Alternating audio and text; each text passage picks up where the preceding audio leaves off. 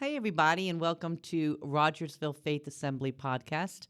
Thank you all for joining us. It's been a little while since I've been on and missed everybody, missed giving out the information to our community, but I'm so thankful for tonight and the guests that we have.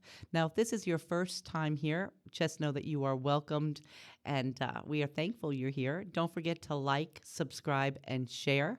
That way it gets the word out to others as well. Well, tonight we have two very special guests, Scott and Barbara Hale. Welcome. And thank you for being here with us today here on Faith Assembly's podcast.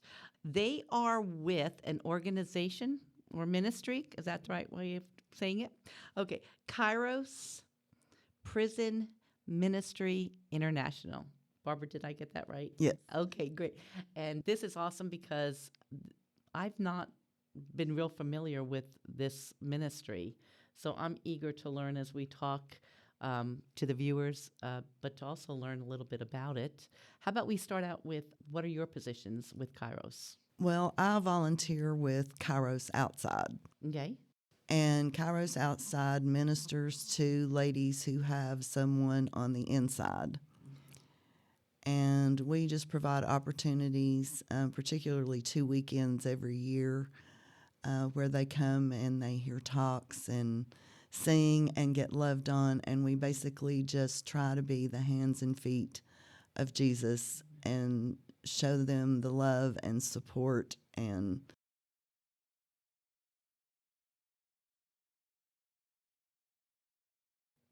Because them being the women of, whether it be husbands, sons, uh, someone that's incarcerated, they are alienated or feel a lot of times or are very much alienated from community as well, aren't they? sometimes they are. Yeah. There are still a lot of people out there who are very judgmental, Yeah, and they hear the unfortunately. word jail or prison. And I had an experience where I was at a spiritual function, Right. and someone overheard someone say, well, my nephew's in prison. And this woman leaned over to me and she said, I don't think I'd be telling that. Oh. And I thought, Makes me kind of wonder who really needs the ministering. you know, I mean, is it the church folk? They can use some as well. So I know I probably shouldn't have said that, but it is what it is. So you take care of the women on the outside. yes. Okay, great. And what do you do? Sometimes you choose a ministry and sometimes a ministry chooses you. Very true, Scott. And this is not a ministry I would have chosen. However, I am right where I need to be. I've been doing this for 8 years. We go into the prison, and these guys, we lure them in, honestly, a lot of times with food. We feed them well Right. for 4 days. I guess we feed them for 3, but they come in on Thursdays. We talk to them about Jesus. We have some talks. We have some great music, good food. And a lot of times they'll be standoffish, well, most times, and just kind of, they want to know what you're about. Why are you here? Mm-hmm. And when they see you got no other reason to be there but just to show them the love of Jesus, they want to know you're real. Yeah. And it makes a difference. Yeah. We have about an average lately of about 80 guys that come on Tuesday nights for prayer and share, which is what we're shooting for, an end result. And to see these guys grow in the Lord. And when you see them bring in Bibles that are tattered and written in and highlighted, and these guys know Scripture better than most everybody I know. Really? Are you seeing a lot of souls being saved through the ministry? You never know what that means to them one way or another. Mm-hmm. But I will give you an example. On the last weekend, I had a guy who was a gang leader, and his brother was at another table. We're supposed to go into the prayer room on Saturday, and that's where we see most of the things happen. Everybody talks about how powerful the prayer room is. Well, I was disappointed because I didn't get to go in. Well, on Sunday, we were the first ones to go in, but I gave a talk called The Rooster. Well, in this talk, I gave it in first person, like I was really the farmer. Right. Well, I had to put up a picture of me holding a rooster. These guys grew up with fighting cocks, Oh. so they readily identified. Oh. This was on Sunday. Had another guy who had been up for parole 4 times, been denied. And God gave me a sense of boldness. And I told him that when he came up the next day, I said, you'll make parole, but here's the thing. You'll make it because you'll know that Jesus did it. Oh. So that was Monday. We come in for Tuesday for prayer and share. The guy and his brother brought 4 people with them who weren't even in Kairos. They had taken money from their commissary, Right. spent $100 and built a church in their woodworking shop with pews and a light in there that was they considered to be Jesus. They said it had changed the whole aura of that pod. Oh my goodness. They're bringing guys in every week. I mean, this guy prayed and said, God, I never prayed to you. He said, but I want to be today to be the day I grow up and become a man in Jesus. And he is giving every exhibition of doing just that. Oh, that's awesome. And by the way, the other guy made parole. He did make parole. He did. And he knew that was only He knew it. by Jesus, because of Jesus. I mean, it's amazing how Jesus shows up, because so many people, they wonder, is he real, or they doubt it. And then when he shows up like that, it's like, how could you not know Oh, that he's real, absolutely. So you've been with Kairos for 8 years. I have. Now, Barbara, you've been doing ministry for 11 years. Yes. Always the same with the women on Yes. the outside. Yes. I want to hear any stories about, like, any testimonies or anything that you could tell us about what's going on the outside. Our weekend is shorter. We go from Friday to Sunday. And the ladies come in on Friday night, and everybody's still kind of uncertain about, what this is all about and what have I gotten myself into, Right. kind of things. And then within 24 hours, on Saturday, they hear talks and they sing and we eat. And we actually have men that serve on the outside weekends in the kitchen. And they do skits and things during the meal times. And it gives the ladies a different perspective of what men can be like, because some of them haven't had a lot of positive interactions with the males in their lives. And by Saturday evening, everybody is hugging everybody and getting along, and you can really feel that the Spirit is moving at that point.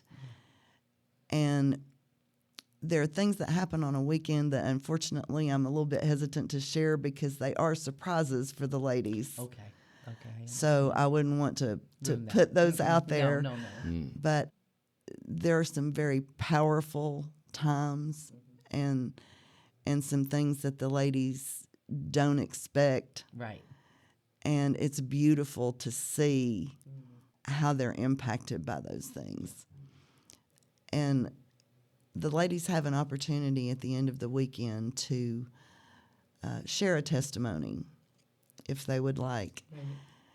And one young lady got up and said, I have seen the face of Jesus in every person here this weekend. Wow. And that was just, I can't tell you, I'm tingling now just talking about it. Wow, that's And that is just such a powerful thing and such a huge blessing to know that you had a little a little part of that. Now, you do this how often? We do a weekend in the spring and the fall every year. And in between that time, do you like stay in touch with them, or do they have they developed, I guess, an inner circle with like where they can reach out to you or to each other? They actually there's multiple opportunities. We do try to stay in touch with the ladies on a regular basis for at least 6 months after they've come as a guest on the weekend. Right. We have reunions every 3 months where the ladies can come. They can bring their families, and we have food and share and sing and just have a good time. And then we also have swap groups. What's that? SWAP stands for Share, Witness, Accountability, and Prayer. And these are smaller groups. Right. Just like you have small groups within maybe a large church.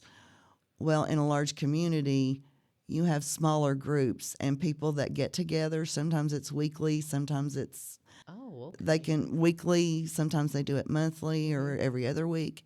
And it's just a chance for a smaller group of folks to get together and share and witness and be accountable and be in prayer. Yeah, that's wonderful.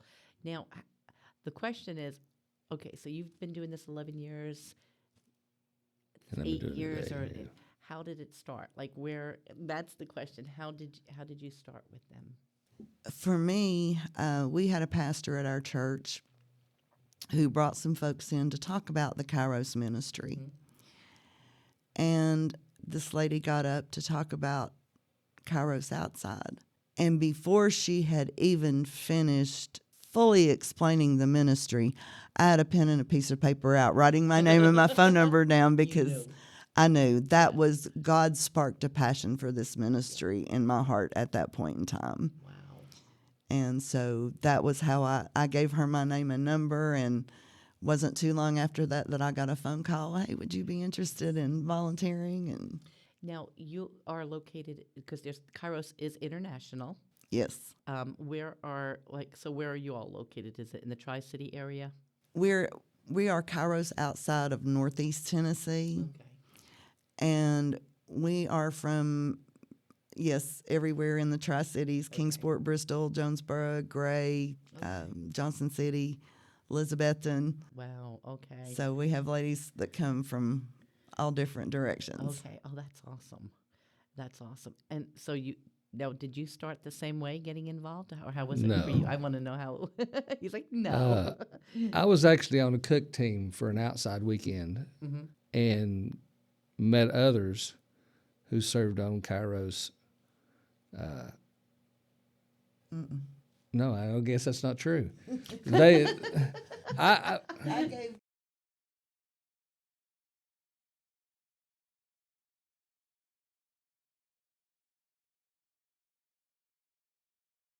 Yeah, that's how it happened. Yeah, because you didn't do outside before until after you had started inside. Okay. So that's how you started. And do you go through like a training? Like, say if somebody watching right now would be interested in volunteering or getting involved with Kairos, what is the steps with that? Well, just if they contact us, and I'll give you that information a little later, they'll be put on a team, and we have training classes. Lately, we've been doing a weekend because it's helped us to attract a younger narrative. Right. Once you do 8 weekends in a row or whatever, your wife's pretty tired of being home with the kids, and you going on a Saturday and spending half a day. Yeah. So what we do is we just knock it out in a weekend. Oh, that's awesome. We go to a Christian camp in Bluntville, and we eat, we sing, we pray, and we have a blast. That's awesome. The guys that are assigned talks give practice talks, and we give feedback. And as the Spirit leads, we're ready when we go in. Now, I know being in the prisons and in the time frame that you've been doing this, what would be one memory that had impacted you like where you'll never forget it? I'm sure there's been different things, but what is that? What is that one? There's a guy named Andre, and Andre is like 6'7", very dark, and he was a gang leader. And when he wasn't strung out on heroin, he was thrown up in the restroom. Well, he went into the prayer room on Saturday, and all I can say was he was at least coherent for the rest of the weekend. Right. Well, the guys who were on that weekend, they choose a contingency of them to serve food to the new guys the next time we have a weekend. Right. Well, our goal is prayer and share on Tuesday nights. Well, I wasn't going. I was just every 6 months for the weekend. Well, I come in, and here Andre comes, and he grabs me up and lifts me like this high off the ground, and I'm thinking, oh, Lord, I'm going to die. He sets me down. He looks me straight in the eyes and says, hey, man, you're my mentor. And he says, here's what I know. He said, these guys come up here every Tuesday, and I don't see you. So what I'm telling you is, if you don't come, I won't come. Needless to say, I'm sure you've been there on Tuesdays. Yeah, I figured. From that time on, I mean, the Spirit of God fell on me, conviction, and I've seen some mighty things on Tuesday nights. That's where the rubber meets the road. And these guys, you see the fruit there. Isn't that awesome? It really is. I mean, they're in prison, but they've lost the chains. We don't have to be within prison walls to be in prison. No, we don't. A lot of these guys made a knee-jerk reaction, did something stupid when they were 17, 18, 19 years old. Yeah. They've been there for 30 years, and they're not that person anymore. Yeah, they can't leave, but they can have a new life anyway. That's wonderful. This is awesome. There might be somebody who's out of prison, out of jail, or in the midst right now of doing things that deservingly should put them in jail. What would be something that you'd like to look right at them and tell them? There's hope. I've seen a lot of things happen that you didn't think were possible. But when the Bible says through Christ all things are possible, he's not kidding. Yeah. We go up because we really love these guys. Yeah. And in a short time, they understand. We know these guys by name. They know us by name. And when you've got a line of guys coming in, and you know the majority of them by name, and they know your name, they're family. And you go to church, and you see some of these people that don't really think they want to be there. It's just kind of what they do. These guys are there because they want to be there. They want to be there. And there is a difference. That is just awesome.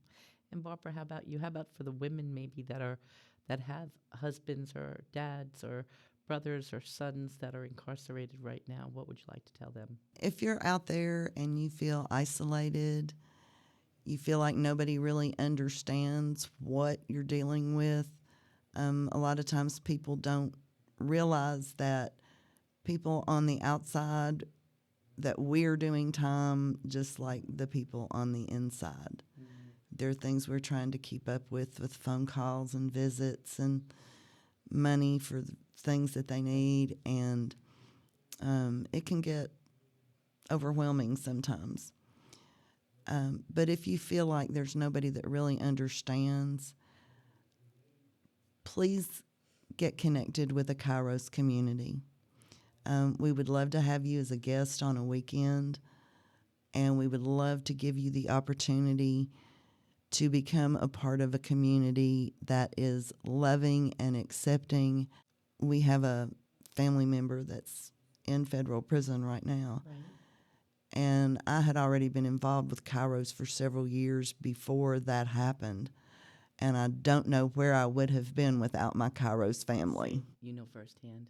So we have some firsthand experience. Yeah, and that is just invaluable, just to be able to turn to somebody and say, this is going on. And they understand. Right.